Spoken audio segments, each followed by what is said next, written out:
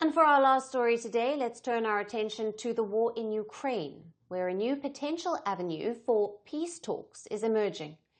Italian Prime Minister Giorgia Meloni has backed US President Donald Trump's suggestion that the Vatican could mediate talks on negotiating a ceasefire in Ukraine.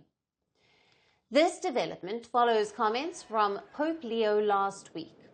The Pope affirmed the Vatican's constant readiness to bring opposing sides together and its commitment to making every effort for peace. Despite this, the Holy See itself has clarified that the idea of hosting or even mediating talks remains more of a hopeful aspiration than a concrete plan at this stage.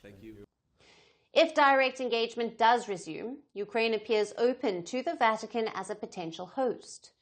President Volodymyr Zelensky took to social media platform X on Tuesday to reveal that he had discussed possible platforms for talks with the Russians, with Prime Minister Meloni. He noted her cool ideas, while also mentioning Turkey and Switzerland as alternative venues for talks.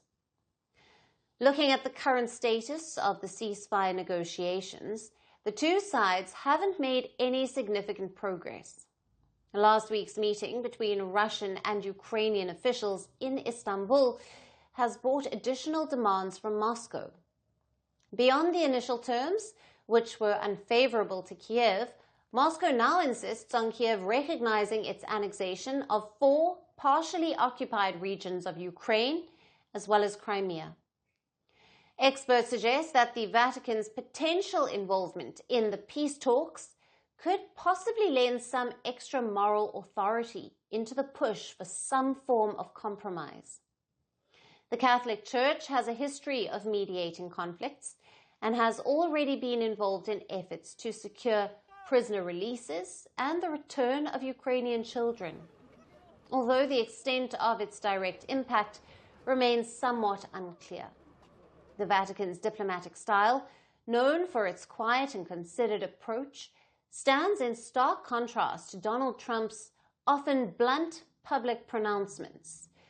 A recent encounter between Trump and Zelensky at Pope Francis's funeral, where they were seen in close conversation, hinted at a possible thawing of their relationship.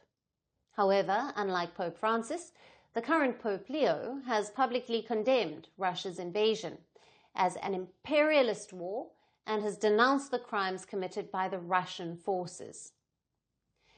Experts suggest that the question of whether the Vatican can effectively facilitate meaningful peace talks hinges on factors far deeper than the choice of venue or the style of negotiations. It depends on a fundamental shift in the positions and priorities of both Russia and Ukraine, and the willingness of international actors to exert pressure toward a resolution.